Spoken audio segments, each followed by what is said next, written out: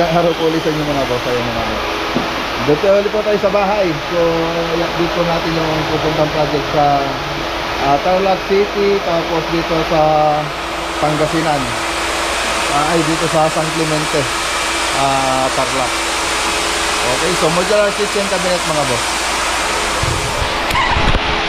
Okay, so ito na po yung mga pupunta doon sa isang project. Yung iba na-assemble na. So dalawang project ito sa Tarlac City tsaka doon sa San Clemente. So pagkatapos doon susunod natin yung Pusorobio project. Okay, so doon sa Tarlac project mga boss, pwede na nating i-deliver yon.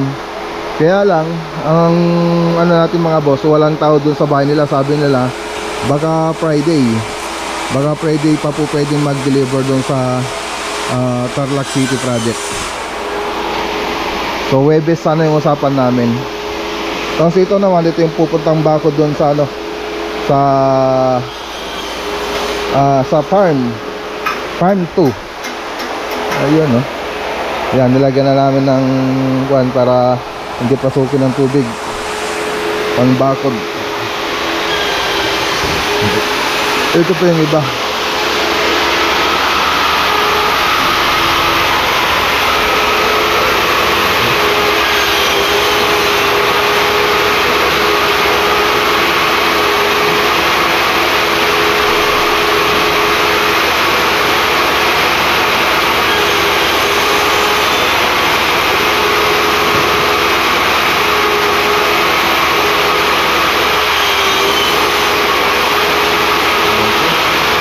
Nandito na po yung iba.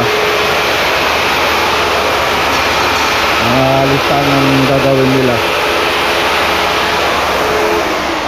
Okay, lakad muna po tayo. Punta po tayo sa Villasis. Punta natin yung project po doon sa Barangay Pias.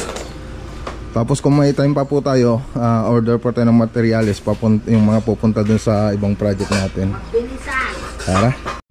Okay, ganda ng mga boss oh. So ito pala mga boss, 5,000 bili ko po rito. Tapos yung busina 3,000 po yung bili ko dyan. Tapos Europa po siya, Boss Europa. Tapos ito ito tsaka ito nasa 30,000. Ay 39,000 pala ito. So naka-discount po tayo dun sa Banawe. Okay, tara.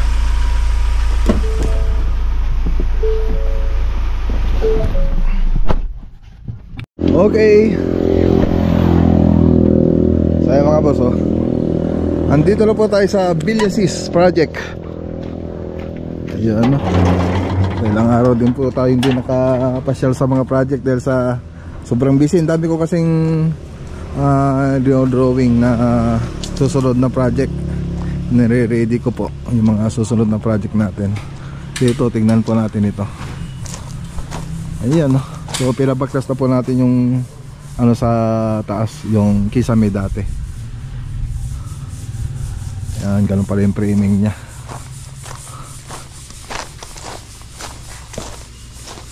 Okay. So ayun, tilakpan na po yung bintana doon. Tapos punta na rin tayo rito. Okay. So ayan, pinipinturan na rin yung dito.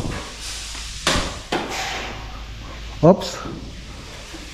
Dito, nasa si Yambo? Ha? Taas? Yambo!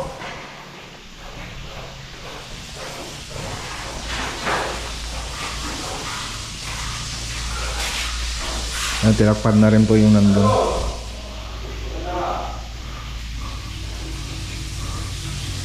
Tinakpan na rin.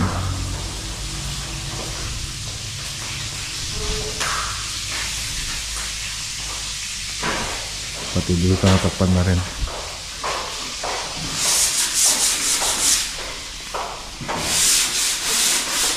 Nilagyan mo ng brace dito? Yung pagbabarinan ng ano? Pag ganon? Para sa floated? Ha? For pagastoy? Ang brace lang kay Jai? Oh. Mati ah. Okay, so dito nakalimutan lagyan ng brace para dun sa fluted panel sa wall cladding natin. So may clip kasi yung mga boss. So madali lang naman yan. So yun ang maganda sa gypsum board. Babaklasin mo, yan din yung kakabit mo. So masilya lang, okay na. So yun yung brace, yung kailangan natin dyan. So maglalagay tayo ng brace dyan para dun sa clip ng wall cladding. Good morning sir. Yan ang gaano natin dyan. Ayan yung po yung susunod na gagawin natin. Tapos dito sa labas nakapag-spandrel na po sila. Ayan, so may naiwan na lang po doon banda. Pag-spandrel na po sila. Okay na rito. So may ventilation na po siya. Ayan no. So dati yung mga wala pang ventilation yung ibang spandrel doon. Ito meron na. Ganda na.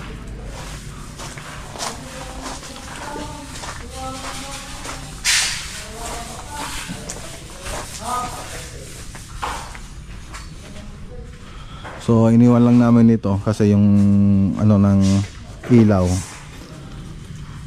Ewan ko kung saan pupunta yan. Doon sa may CR kasi po yan mga boss ng kabang. So pinag-uusapan pa po namin ito. Tapos marami pa po sanang ipapagawa rito. Kaya lang medyo sila madam dito, sila sir, medyo yung estimation na ni Foreman, yung estimation natin hindi, parang hindi daw nila kaya kasi CR lang. Bakit daw ganun kalaki ang magagastos labor? So yun yung isang pinag-uusapan dito. So ewan ko lang kung sinong pwedeng gumawa dito. Kasi dyan kasi pag dito kasing structural medyo magastos po yan. Sa structural okay na yun medyo mas mabilis na yun. Tapos sa slab siyempre medyo rin yan, matrabaho. Ngayon doon sa finishing dito sa may tiles, mga plumbing, electrical, lalo na dito sa tiles, tapos doon sa CR accessories, magastos po yan. So sa bahay kasi mga boss, ang isa sa pinaka magastos na bahay na parte ng bahay, CR talaga. Yung tiles pa lang yan, tapos yung mga accessories sa CR, mahal po talaga yung mga gastos ninyo. So marami na rin sigurong may alam yan. So ganoon din po dito sa kitchen, pati yung kitchen, isa rin sa magastos yan, kitchen natin. So ang liit na area, marami ring magagastos dito, lalo na pag kinompleto mo yung may lalagay dito. Magastos din. So yan po yung pinaka magastos na sa loob ng parte ng bahay.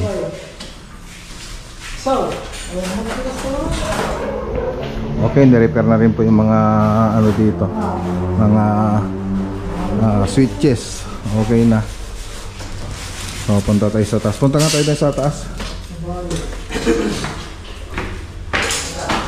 So dito sa taas, binaklas na po natin. So ang gagawin natin dito, magano na lang po tayo ng maglagay na lang po tayo ng mga boss, ng PVC ceiling panel. Ayan, medyo tingnan mo yung framing nila.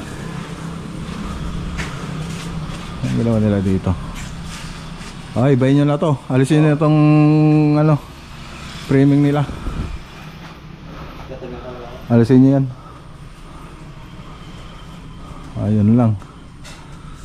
Mga hardiplex. Nag-drop na nga sila. Hindi pa nila dinerecho.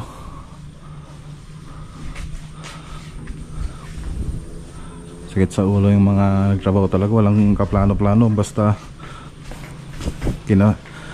nag-grouping lang sila. Basta nagkisame lang sila. Basta matakpan, okay na. Ganun na yung ginawa nila.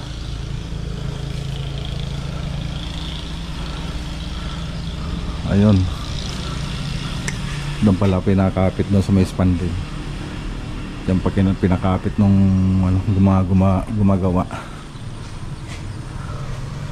Kinakapit nila dyan, hindi man lang nila ginandahan yung trabaho.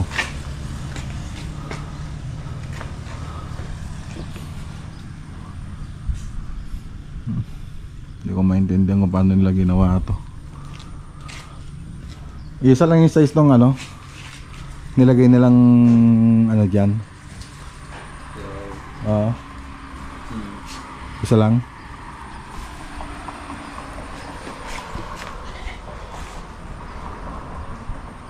Pag gagawa naman tayo ng pulse beam dito, matatakpan na yung L molding. So gagawa tayo rito ng pulse beam. Ang liit na. Ang liit na. Ginawa ng mga yun. Medyo magulo yung ginawa nila. Okay lang siguro na takpan itong L molding nya. Sige, takpan nyo na itong L molding nya. Hindi rin naman ganda yung pagkagawa nila. Tapos binatasan lang nila yung ventilation, no? Binarinan lang nila. So, itong mahirap sa mga boss. Barena. So meron naman nabibiling ventilation talaga na maganda. Hindi pa maganda yung pagkaka-spandrel.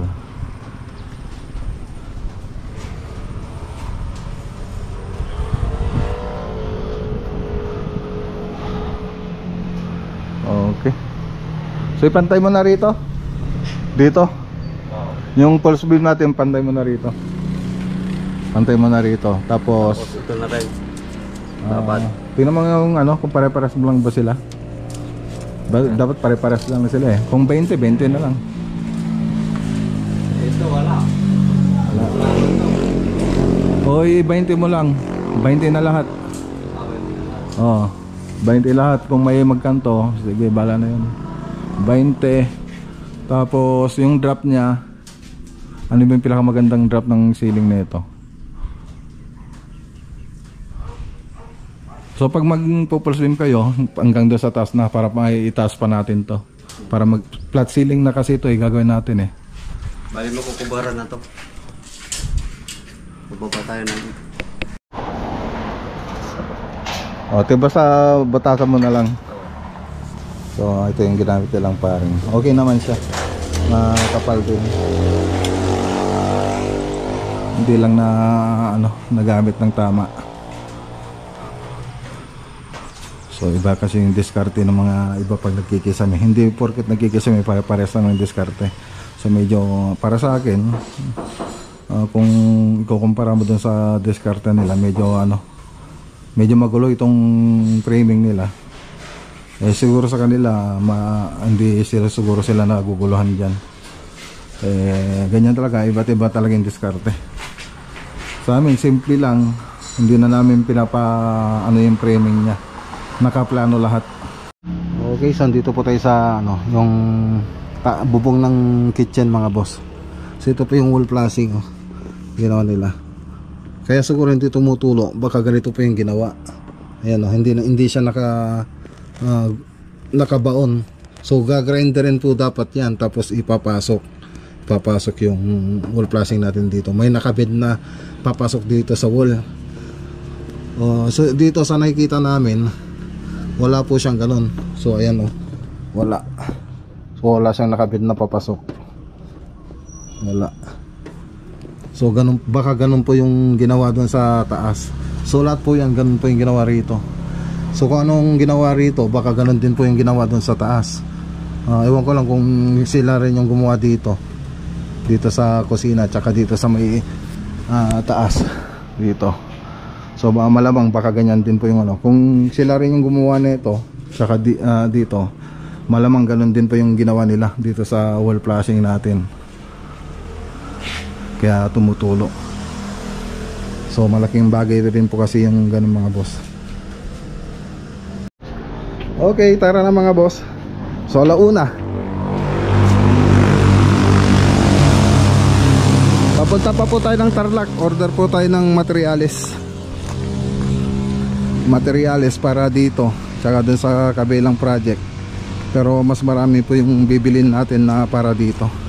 So Tarlac yung ibang pupuntahan natin, tapos yung mga floated panel sa San Fernando. So sa suki po natin. So mas mura siya kung ikukumpara mo sa iba. So may discount po tayo doon dahil isa tayong vlogger. Ayun eh. So ayun ang maganda. Ayun ang maganda sa mga boss. Pag vlogger ka, tapos napopromote mo yung pwesto nila, magbibigyan ka nila ng discount. Siyempre meron yung mga iba doon na magpapagawa, magkakanvas. So may discount din po sila. Siyempre iba po rin yung discount pag kaming mga vlogger yung bibili doon, vlogger contractor. Okay, punta po tayo doon. So Tarlac muna tayo. So, tara.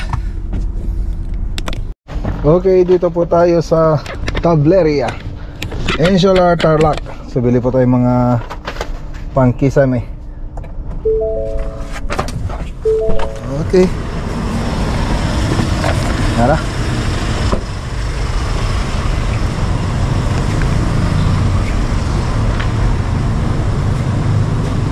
Hello.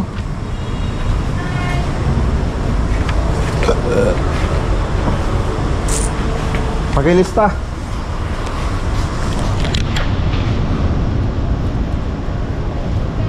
Pakilista yung utangin ko. Okay, so ayan, nakabili na po tayo. So kulang pa po to. Pupunta pa po tayo dun sa kabila. Teka, ang init. Buksan nga muna natin tong aircon. So sa kabila to mga boss, 15,000. Ay ano pala to, 15 gypsum board 9mm. So 6,100. So 400 pa yung isa nun. 40 pieces na DFC. Ay nanginit. 40 pieces na DFC, 108 po yung isa. Yung carrying channel po nila ay 108 din po yung isa. Wall angle 40 pesos po yung isa. Yung concrete nail 290 po yung bawat isang kilo, yung tiny po yon. Tapos GI wire 85 po ang bawat kilo. So premium jointing 560 ang bawat bag. Premium cornice ay cornice pala yun, 560. Premium jointing 660 ang isa. Premium casting para sa cornisa po to, 470 ang bawat isang bag. GI na tubular 2x4 by 1.2, 780 po ang isa. Tapos yung isang ano ba to,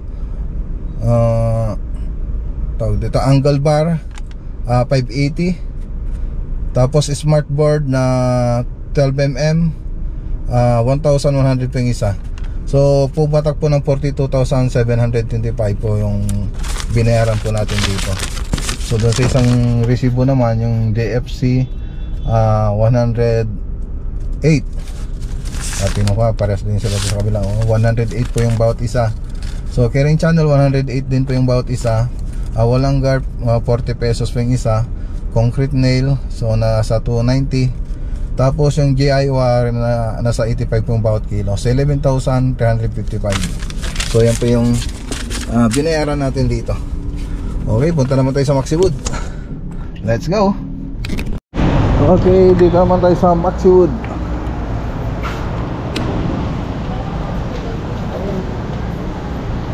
Miss, order ako. Sige.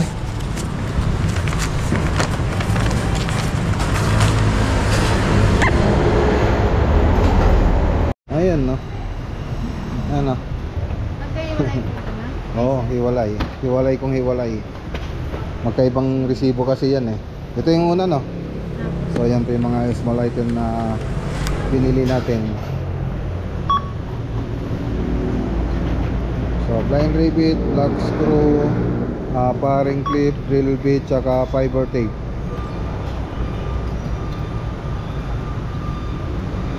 So dalawang resibo. Okay. So tara na. Ay ano ko muna pala yung mga binili ko. So tatlong resibo ito pero halos pare-pares lang po sila ng ano, ng binili ko na item. Blind repeat na 1/8 by 1/2 nasa 110 pa yung isa. Drill bit nasa 20 pesos po yung bawat isa. W clip nasa 250 po ang bawat isa. Mesh tape 98 pesos po yung isa.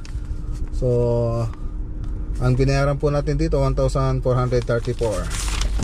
Okay, so tara, baka makahabol pa tayo dun sa ano mga boss, sa San Fernando. May bibilin pa po tayo. Tingnan natin kung kaya mga boss. So ay mga boss, na ano ko lang ba mga boss, yung oras 3:59, so alas 4. So pag biyahe pa po tayo doon sa San Fernando kay RM Bundalyan, nasa 1 oras din po yun. So baka pagdating natin doon hindi na natin maabutan na bukas, kaya bukas na lang po natin puntahan. So langanin na rin, so balik na lang tayo bukas sa RM Bundalyan. Okay, so ngayon uwi muna tayo, gawin muna natin matatrabaho sa bahay. Let's go. Okay, so ayan, dito na po tayo sa bahay. Ayan mga boss, birthday pala ng bunso namin kapatid. Nandun siya sa bahay nila nanay. Naganda sila ng pansit. Kami lang, wala sila misis. Mga pamangkin ko pa yung nandito. Si PMA ka ba? Pahinga muna, anak. Pahinga muna, anak. Yan, yung ilang taon na si Alden? 41. 41? 41 na pala, no? Kain muna tayo.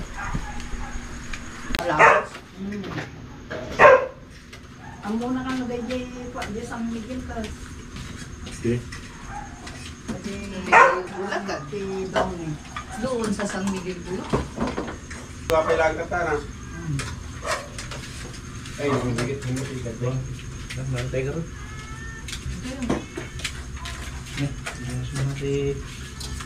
Iyawi ng tuya yung game. Masipay.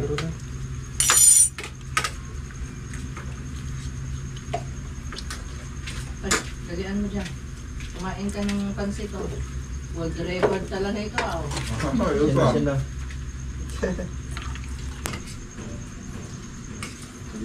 Malagip mo dyan kay pagka-abay kay Kinikwa Alvinares na maturog. Tony. Ulit! Happy birthday to you. Happy birthday to you. Happy birthday, happy birthday, happy birthday to you. Yan, yung kapatid ko mga bunso namin. Sasayaw si Cindy, oh. Sasayaw si Cindy. Jojo! Happy birthday, tol. Happy birthday. Maraming salamat. 40 ba? 40? 41. Ay, portuan. 41. 41. Ayan. Yung mga boss. So sa loob lang po siya. Medyo nanghihina. So siya pa yung kapatid naming bunso na nagdadialysis.